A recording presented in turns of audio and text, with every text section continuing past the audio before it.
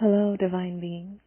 My name is Di Apalochi, and pronouns they them. And today I'm going to be talking about trauma and the subconscious mind. So, trauma healing and what we can do to help think new thoughts, see things from different perspectives.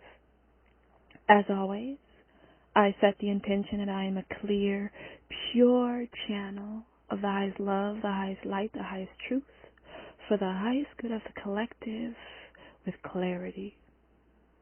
I thank my spiritual team for helping me remain in energetic integrity and sovereignty so I can bring this information and guidance to you today, Ise.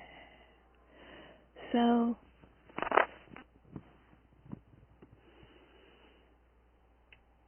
trauma impacts the mind. This is part 2. And one of the things that happens when we experience a traumatic experience is the energetic imprint in our subconscious. Now, our subconscious rules 70-80% of our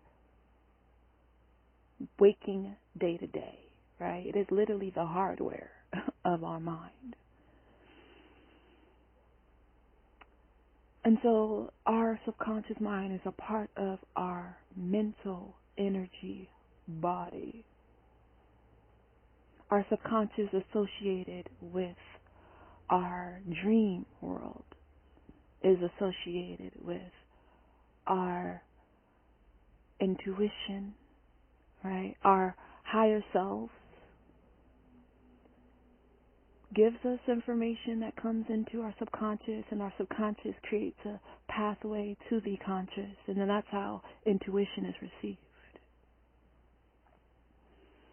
And so one way that we begin to understand what's going on in our subconscious mind is through the dream state, through the dream world. The dream world is one part of the underworld. Now, some of you may be like, what are they talking about? And so just to give this a little bit more information, the underworld is the realm associated with the ancestors. It's associated with the waters, the depths of the ocean. So it's subconscious, dream. It's associated with the subconscious. And so when you dream, you are often receiving information that needs to be decoded and understood from your subconscious. It literally lets you know the state of what's going on in your hardware of your mind. And so when you experience a lot of trauma, this is why people experience, let me clarify, when you experience a lot of traumatic experiences, this is why many folks tend to have nightmares. Because the traumatic experience is energetically encoded within their subconscious mind, within their mental body. And thus you have many nightmares. And so you begin to notice that as you heal your trauma, the nightmares may diminish, the nightmares may change. This is one of the reasons why things like reoccurring dreams can give you a lot of information about what needs to be processed or released or healed within. And as you heal, you'll notice the recurring dream may begin to shift and change. So how does one begin to heal the subconscious?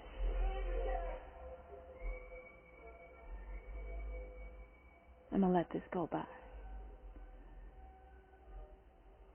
The blasting of old school music is an understanding that what is old must be resuscitated.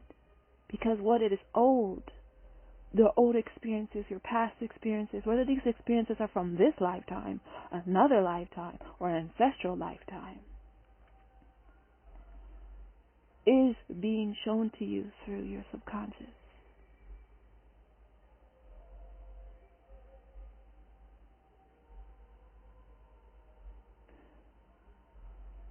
So,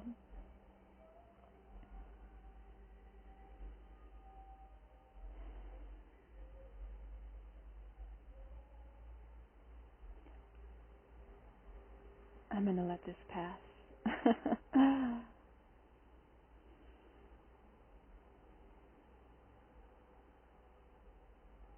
You must then begin to, when you get to the mental body and to clear the mental body of trauma, reprogram your subconscious. So on an energetic level, what this looks like is, so in the quantum field, the quantum level of our existence is a level of our existence that is of energy. And so in the quantum field, within our mental body, there are certain energetic encodings, certain energetic wirings that consist of our subconscious, that our subconscious uses to feed us information into our conscious mind.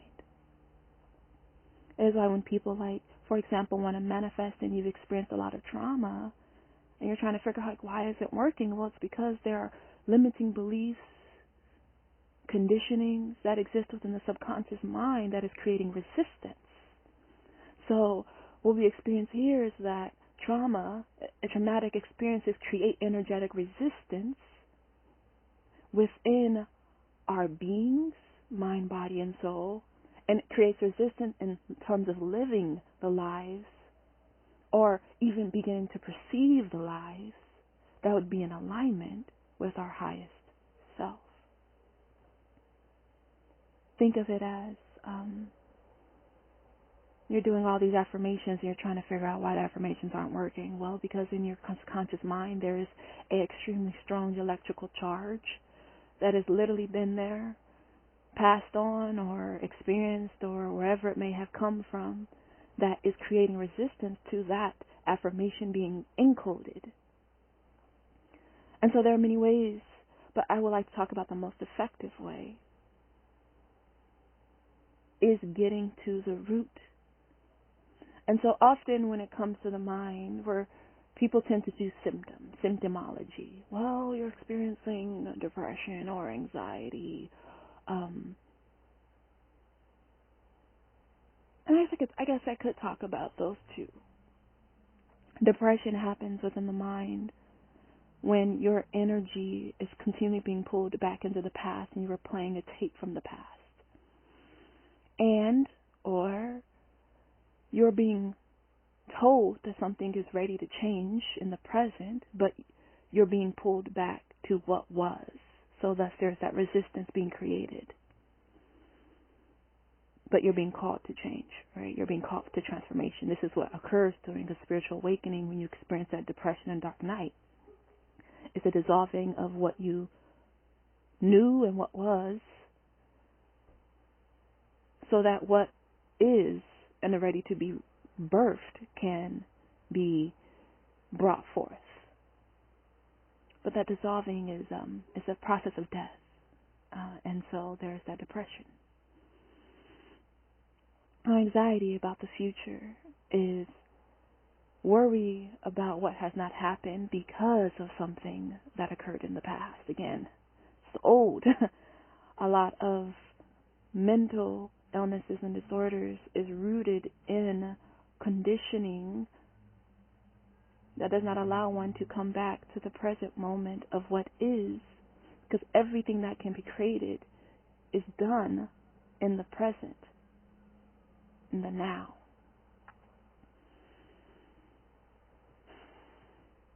And so one must begin to reprogram their subconscious on an energetic level to enter the quantum field, to get to the root of the symptoms like depression and anxiety, or the limiting beliefs and subconscious blocks. These are symptoms. So if you will, imagine a tree. Imagine the roots of your tree are your subconscious mind. And depending on what roots and the root systems have in terms of the beliefs and the conditionings and the traumatic experiences that have been held there, will determine the health of the trunk. Will determine how big the tree goes, how tall the tree grows, if the tree grows. And so you may look at the root of the tree and see the tip of, let's say, the tip of a root. You may say, okay, that tip is depression, that tip is anxiety, and you travel up, and you realize, wait, actually, that tip is the symptom, but those things converge into a point. They converge into an event, into a traumatic experience that has created this web of beliefs and conditionings and limiting beliefs.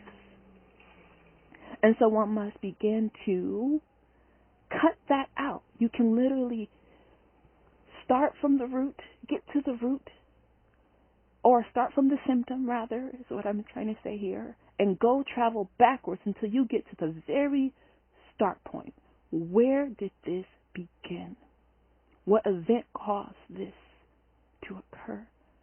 And then once you cut out the event, once you literally cut out or transmute that event energetically within the quantum field, the symptom disappears because you've gotten to the root. Now, typically, when it comes to subconscious reprogramming, things like affirmations, journaling, visualization are used. And these are all helpful in their different ways. But the root of what I'm trying to say is one must get to the initial event that caused that issue. For example, let's say you are in a family lineage, a bloodline lineage that continually has many relationship issues, where the feminine and the masculine find themselves in this unhealthy dynamic of, let's say, narcissism and codependency. And you see that happening in your life, and you're like, well, my parents were that way, so it must have been my parents. You go in and you get to the root and you realize this actually goes back 300 years. That is the initial point. That particular relationship, 300 years between this ancestor and this ancestor, is where it all began. And so you get to the root, you heal that, and it reverberates forward because, again, time and space do not exist in the fourth dimension and above. And so you heal the root, and because it's energetic, everything is healed. Moving forward, as you move forward in the lineage, and as your lineage moves, well, there's nothing to heal as you move backwards because that was the start point, but as you move forward, thus healing all of the ancestors forward and also healing yourself. This is ancestral healing, right? Which then reverberates within your mind.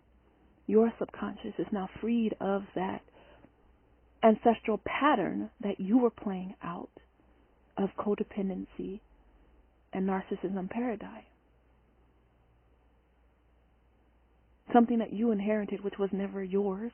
It wasn't yours personally, right? It was what you inherited.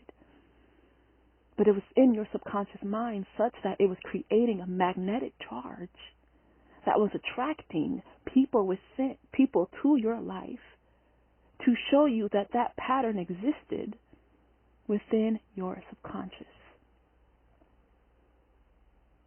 So you de-pattern the limiting belief, you de-pattern the charge, you de-pattern it all, and it begins to shift within your mind, and new beliefs are created, new conditionings are created. And this is where things like journaling are helpful, and affirmations are helpful, which help you begin to process and to be able to see from a different perspective yourself and where you'd like to go from there.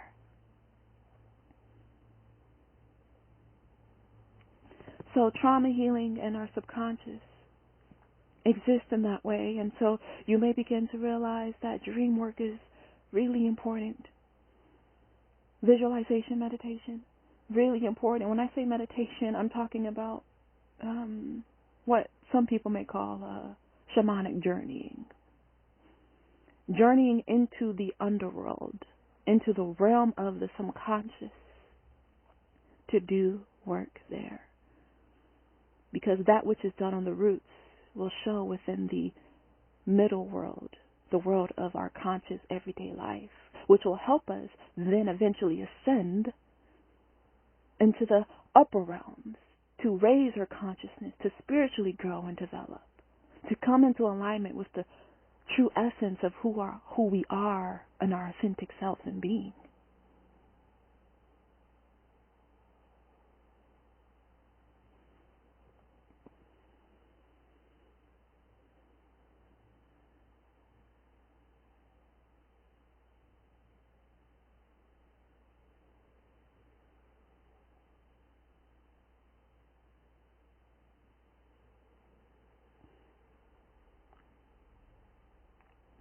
You are being called to explore your dreams.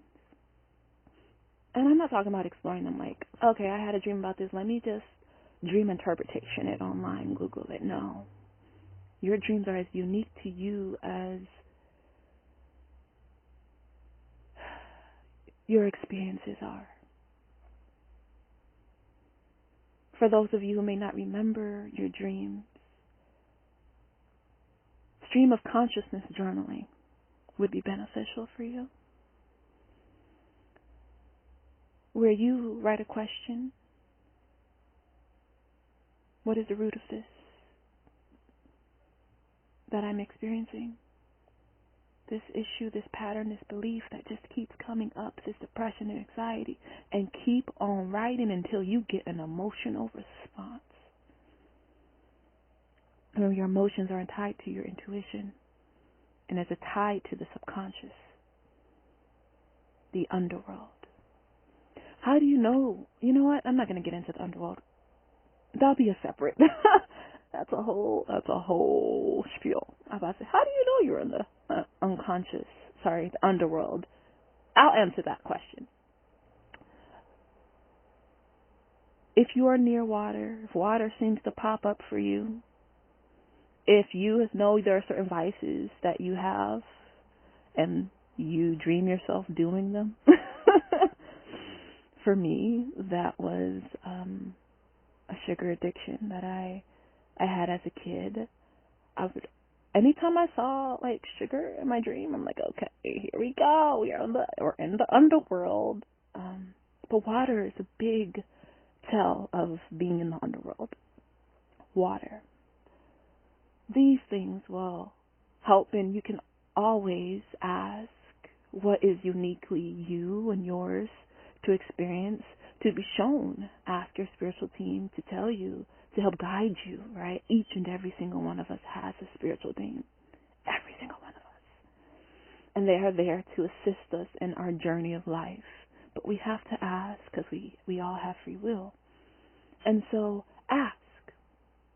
Ask to be guided. Ask to be shown. How do I know I'm in the underworld? Please help me. No.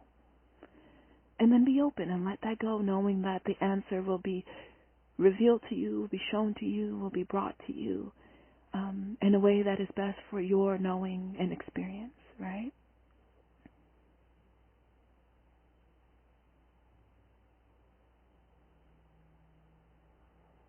This is where meditation is so helpful in being able to quiet one's mind, to slow one's mind down, especially for those of us who have ADHD.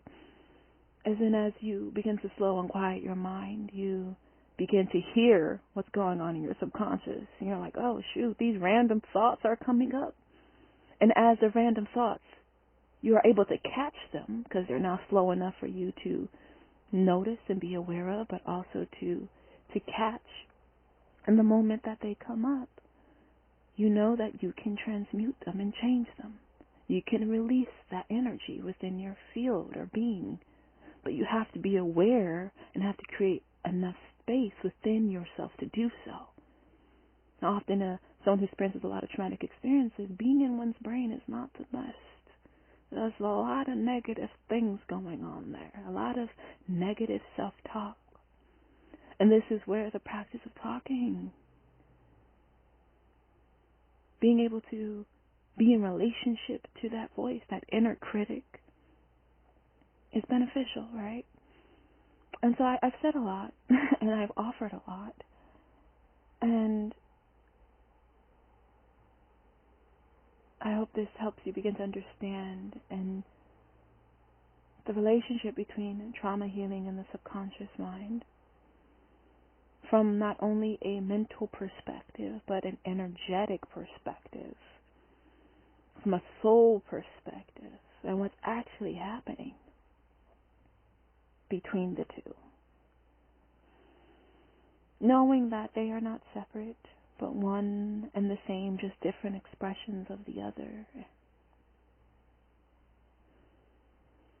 And so with that, I close off this space thanking my spiritual team for helping me remain in energetic integrity. And I invite you now to take 3 of the deepest, yummiest breaths from the belly, belly, belly, out through the mouth.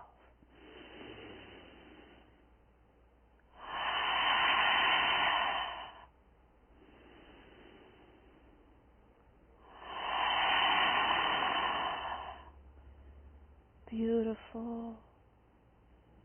As always, I don't take it for granted, and I thank you for showing up for yourself, doing the work of believing that completely healing in this lifetime is available to you, for you.